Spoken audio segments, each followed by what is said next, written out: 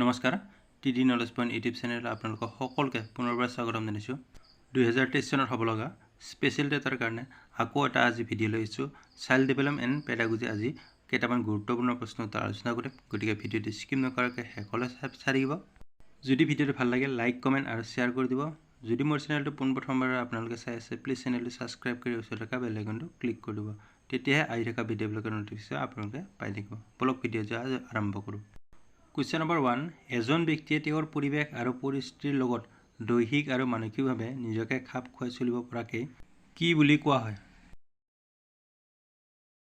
শুদ্ধ উত্তৰটো হৈছে অপচন এ সমাযোজন বুজায় এজন ব্যক্তি বা এজন শিশুৱে পৰিৱেশ আৰু পৰিস্থিতিৰ লগত দৈহিক বা মানসিকভাৱে নিজকে খাপ খুৱাই চলিব পৰাকৈ সমাযোজন বোলা হয় Question number 2 মানৱ জীৱনৰ বিকাশক অপচনবোৰ দি আছে এ পৰিমাণ কৰিব নোৱাৰি বি পৰিমাণ কৰিব পাৰি সি এ বি দুটা সত্য ডি এটাও সত্য নহয়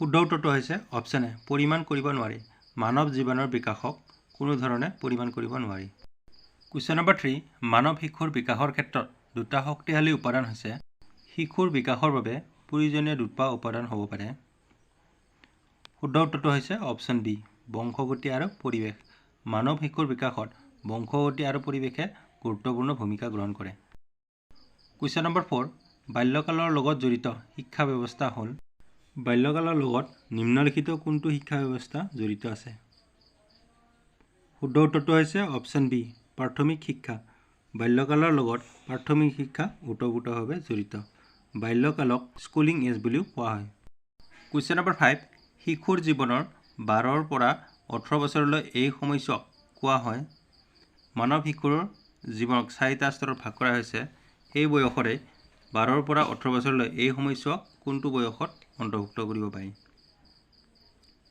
শুদ্ধ উত্তৰটো হৈছে অপচন সি কৈশোৰ কাল মানৱ জীৱনৰ বা শিশুৰ জীৱনৰ 12ৰ পৰা 18 বছৰলৈ এই সময়ছোৱাক কৈশোৰ কাল বুলি কোৱা হয় নেক্সট Question number 6 কৈশোৰ কালক ধুমুহা আৰু প্ৰেৰণৰ সময় বুলি কোনে অভিহিত কৰিছিল শুদ্ধ উত্তৰটো হৈছে অপচন সি ষ্টেনলি হলে কৈশোৰ কালক ধুমুহা আৰু উৎপীড়নৰ সময় বুলি ষ্টেনলিয়ে অভিহিত কৰিছিল Question number 7 মিছা কথা কোৱা মাৰপিট কৰা চুৰি কৰা আনক জোকোৱা নিচাজাতীয় দ্ৰব্য গ্ৰহণ কৰা আদি কামবোৰ কৈশোৰ কালত কিছুমান ল'ৰা-ছোৱালীয়ে কৰে মূলতঃ কিছুমান ল'ৰা-ছোৱালীয়ে মিছা কথা কোৱা মাৰপিট কৰা চুৰি কৰা আনক জোকোৱা নিচাজাতীয় দ্ৰব্য গ্ৰহণ কৰা এইবোৰ কি কাৰণে কৰে শুদ্ধ উত্তৰটো হৈছে অপচন ডি অপৰাধ প্ৰৱণতাৰ বাবে কিছুমান মানুহে কিছুমান অনৈতিক কাম কৰে বা আনক দেখি কিছুমান কাম কৰে সেই কামবোৰৰ মূলতঃ কাৰণ হৈছে অপৰাধ প্ৰৱণতাৰ বাবে কৈশোৰ কালত অপৰাধ প্ৰৱণতাৰ বাবে কিছুমান কাম যেনে মিছা কথা কোৱা মাৰপিট কৰা চুৰি কৰা আনক জোকোৱা নিচাজাতীয় দ্ৰব্য গ্ৰহণ কৰা আদি কামবোৰ কৰা দেখা যায় Question number 8 আগ্ৰহ মনোযোগৰ সুপ্ত অৱস্থা আৰু মনোযোগ আগ্ৰহৰ সক্ৰিয় অৱস্থা উক্তিটো আছিল শুদ্ধ উত্তৰটো হৈছে অপচন এ মেকডুগাল আগ্ৰহ মনোযোগৰ সুপ্ত অৱস্থা আৰু মনোযোগ আগ্ৰহৰ সক্ৰিয় অৱস্থা বুলি মেকডুগালে কৈছিল Question number 9 শিশুৰ আগ্ৰহ সৃষ্টি কৰিবলৈ শিক্ষকে শ্ৰেণীকোঠাত শিক্ষকে আগ্ৰহ সৃষ্টি কৰাৰ কাৰণে কি ব্যৱস্থা গ্ৰহণ কৰিব লাগে অভিৰোচন কৰাৰ বাবে শ্ৰেণীকক্ষত শিক্ষকে শিশুৰ আগ্ৰহ সৃষ্টি কৰাটো খুবেই প্ৰয়োজন এই ক্ষেত্ৰত তলৰ কোনটো শুদ্ধ হ'ব শুদ্ধ উত্তৰটো হৈছে অপচন বি পুৰস্কাৰ প্ৰদান কৰিব লাগে শিশুৰ আগ্ৰহ সৃষ্টি কৰিবলৈ শিক্ষকে নিয়মিতভাৱে পুৰস্কাৰ প্ৰদান কৰাটো দৰকাৰ নেক্সট Question number 10 শ্ৰেণীকক্ষত ছাত্ৰ-ছাত্ৰীসকলক আগ্ৰহী কৰি তোলাত বিশেষভাৱে কোনে প্ৰেৰণা যোগাব পাৰে নিম্নলিখিত কোনজন ব্যক্তিয়ে শ্ৰেণীকক্ষত ছাত্ৰ-ছাত্ৰীৰ মনত আগ্ৰহী কৰি তোলাত সহায় কৰে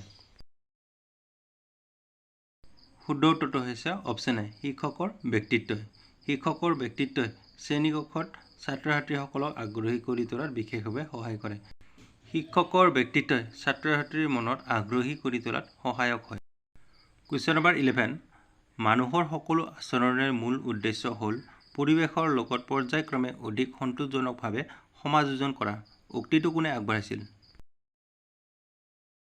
শুদ্ধ উত্তৰটো হৈছে অপচন এ পিয়াজে জন পিয়াজে সকলো মানুহৰ মূল উদ্দেশ্যটোক এনেদৰে কৈছিল মানুহৰ সকলো আচৰণৰ মূল উদ্দেশ্য হ'ল পৰিৱেশৰ লগত পৰ্যায়ক্ৰমে অধিক সন্তোষজনকভাৱে সমাযোজন কৰা।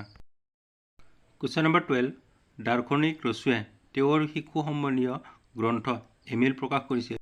ৰছুৰ বিখ্যাত গ্ৰন্থ এমিল কেতিয়া প্ৰকাশ কৰিছিল? শুদ্ধ উত্তৰটো হৈছে অপশ্যন ডি 1762 চনত। দাৰ্শনিক ৰছুৰ শিশু সম্বন্ধীয় বিখ্যাত গ্ৰন্থ এমিল প্ৰকাশ হৈছিল 1762 চনত। কুৱেশ্যন নম্বৰ 13 অভ্যাস হ'ল এক প্ৰকাৰৰ। শুদ্ধ উত্তৰটো হৈছে অপশ্যন বি আৰ্জিত অভিজ্ঞতা। আগ্ৰহ হ'ল এক প্ৰকাৰৰ আৰ্জিত অভিজ্ঞতা। অভ্যাস জন্মগত নহয়। অভ্যাস হৈছে এক প্ৰকাৰৰ আৰ্জিত অভিজ্ঞতা। গতিকে আমি অভ্যাস গঠন কৰিব পাৰোঁ। কুৱেশ্যন নম্বৰ 14 অভ্যাসজনিত কামত তলৰ কোনটো শুদ্ধ? শুদ্ধ উত্তৰটো হৈছে অপশ্যন ডি আটাইকেইটা শুদ্ধ। অভ্যাসজনিত কামৰ ক্ষেত্ৰত ABC তিনিওটা শুদ্ধ। অভ্যাসজনিত কামৰ ক্ষেত্ৰত আমি মনোযোগৰ প্ৰয়োজন নহয়, ভাগৰৰ পৰিমাণ কমে আৰু নৈপুণ্যতা বাঢ়ে। কুৱেশ্যন নম্বৰ 15 বুদ্ধিৰ একক বা ৰাজতন্ত্ৰবাদী তত্ত্বৰ প্ৰধান সমৰ্থনকাৰী কোন আছিল? শুদ্ধ উত্তৰটো হৈছে অপশ্যন এ ডক্টৰ জনছন। বুদ্ধিৰ একক বা ৰাজতন্ত্ৰবাদী তত্ত্বৰ প্ৰধান সমৰ্থক আছিল ডক্টৰ জনছন। কুৱেশ্যন নম্বৰ 16 বুদ্ধিৰ দ্বিকাৰক বা সাৰগ্ৰাহী তত্ত্বৰ উদ্ভাৱক কোন আছিল? শুদ্ধ উত্তৰটো হৈছে অপশ্যন এ চাৰ্লছ স্পিয়াৰমেন। বুদ্ধিৰ দ্বিকাৰক বা সাৰগ্ৰাহী তত্ত্বৰ উদ্ভাৱক আছিল চাৰ্লছ স্পিয়াৰমেন। কুৱেশ্যন নম্বৰ 17 শিশুৰ শিক্ষণ ক্ষমতা যোগ্যতা অথবা শিক্ষাৰ সম্ভাৱনীয়তা কিহৰ ওপৰত নিৰ্ভৰ কৰে? শুদ্ধ উত্তৰটো হৈছে অপশ্যন ডি বুদ্ধিৰ ওপৰত। শিশুৰ শিক্ষণ ক্ষমতা যোগ্যতা অথবা শিক্ষাৰ সম্ভাৱনীয়তা নিৰ্ভৰ কৰে বুদ্ধিৰ ওপৰত। কুৱেশ্যন নম্বৰ 18 মনোবিদ ৰায়বানৰ বিকাশৰ শ্ৰেণী বিভাজন মতে জন্মৰ পৰা 2.5 বা 3 বছৰলৈ সময়খিনি কোৱা হয়। শুদ্ধ উত্তৰটো হৈছে অপশ্যন চি শৈশৱকাল। মনোবিদ ৰায়বানে বিকাশৰ কেইটামান শ্ৰেণী বিভাজন কৰিছিল, তাৰে জন্মৰ পৰা 2.5 বা 3 বছৰ এই সময়খিনিক কোৱা হয় শৈশৱকাল। মনোবিদ ৰায়বানে বিকাশৰ স্তৰক মূলতঃ 6টা ভাগত ভাগ কৰিছে। সেই স্তৰবোৰ হৈছে 1 শৈশৱকাল বা ইনফেন্সি। জন্মৰ পৰা 2.5 বা 3 বছৰ বয়সলৈ শৈশৱকালত অন্তৰ্ভুক্ত কৰিছে ৰায়বাৰ্ণে। 2 আগতীয়া বাল্যকাল আৰ্লি চাইল্ডহুড। 3 পৰা 6 বা 7 বছৰলৈ এই সময়ছোৱাখিনি কোৱা হয় আগতীয়া বাল্যকাল। 3 অৱস্থান প্ৰাপ্তি বা পৰিৱৰ্তনসূচক কাল ট্ৰানজিশ্যনেল পিৰিয়ড। 6 বা 7 বছৰৰ পৰা 8 বছৰ বয়সলৈ অৱস্থান প্ৰাপ্তি বা পৰিৱৰ্তনসূচক কালত অন্তৰ্ভুক্ত কৰিছে ৰায়বাৰ্ণে। 4 শেহতীয়া বাল্যকাল লেট চাইল্ডহুড। 8 বছৰ বয়সৰ পৰা 12 বছৰ বয়সলৈ ৰায়বাৰ্ণে শেহতীয়া বাল্যকালত অন্তৰ্ভুক্ত কৰিছে। 5 আগতীয়া কৈশোৰকাল প্ৰি এডোলেচেন্স পিৰিয়ড। 12 পৰা 14 বছৰ বয়সলৈ আগতীয়া কৈশোৰকাল বুলি কোৱা হয়। 6 শেহতীয়া কৈশোৰকাল লেটাৰ এডোলেচেন্স। 14 পৰা 18 বছৰ বয়সলৈ শেহতীয়া কৈশোৰকাল বুলি কোৱা হয়। ৰায়বাৰ্ণৰ বিকাশৰ স্তৰকেইটা মনত ৰখাটো খুবেই প্ৰয়োজন। কুৱেশ্যন নম্বৰ 19 মাতৃভাষা আয়ত্তকৰণৰ ক্ষেত্ৰত শিশুৰ প্ৰথম অৱস্থাত প্ৰয়োজনীয় অভিজ্ঞতা হৈছে। শুদ্ধ উত্তৰটো হৈছে অপশ্যন বি শুনা আৰু কোৱা। মাতৃভাষা আয়ত্তকৰণৰ ক্ষেত্ৰত শিশুৰ প্ৰথম অভিজ্ঞতা হৈছে প্ৰথমতে শুনা আৰু পিছত কোৱা। কুৱেশ্যন নম্বৰ 20 শিশুসকলৰ মনত লাহে লাহে ভাল বেয়া ন্যায় অন্যায় উচিত অনুচিত সৎ অসৎ আদি ধাৰণাৰ বিকাশ উপজে। শুদ্ধ উত্তৰটো হৈছে অপশ্যন ডি শাস্তি আৰু পুৰস্কাৰৰ জৰিয়তে। শিশুসকলৰ মনত লাহে লাহে ভাল বেয়া ন্যায় অন্যায় উচিত অনুচিত সৎ অসৎ আদিৰ ধাৰণা উপজে শাস্তি আৰু পুৰস্কাৰৰ জৰিয়তে। কুৱেশ্যন নম্বৰ 21 শিশুৰ বিকাশত আটাইতকৈ বেছি প্ৰভাৱ বিস্তাৰ কৰা দিশ হ'ল। শুদ্ধ উত্তৰটো হৈছে অপশ্যন চি পৰিয়াল। শিশুৰ প্ৰথম বিকাশ হৈছে পৰিয়াল, তাৰ পিছত বিদ্যালয় বা অন্য দিশৰ পৰা শিশুৰ বিকাশ হয়। কুৱেশ্যন নম্বৰ 22 পৃথিৱীত বসবাস কৰা প্ৰতিজন মানুহেই এজন আনজনতকৈ পৃথক, এয়া হৈছে। শুদ্ধ উত্তৰটো হৈছে অপশ্যন এ ব্যক্তি বিভিন্নতা। পৃথিৱীৰ প্ৰতিজন মানুহেই ইজনে আনজনৰ পৰা পৃথক, ইয়াৰ মূল কাৰণ হৈছে ব্যক্তি বিভিন্নতা। কুৱেশ্যন নম্বৰ 23 শিক্ষণ পদ্ধতিত প্ৰাকৃতিক ভাষা আহৰণ কি? শুদ্ধ উত্তৰটো হৈছে অপশ্যন এ শুনা কোৱা পঢ়া আৰু লিখা। শিশুৱে ভাষা আহৰণৰ বাবে প্ৰথমে শুনা পিছত কোৱা পঢ়া আৰু শেষত লিখা। নেক্সট কুৱেশ্যন নম্বৰ 24 কোঠাৰী আয়োগৰ মতে প্ৰাথমিক স্কুলৰ প্ৰথম শ্ৰেণীত প্ৰৱেশৰ ন্যূনতম বয়স কিমান? শুদ্ধ উত্তৰটো হৈছে অপশ্যন বি 6 বছৰ। কোঠাৰী আয়োগৰ মতে প্ৰাথমিক স্কুলৰ প্ৰথম শ্ৰেণীত ন্যূনতম বয়স 6 বছৰ।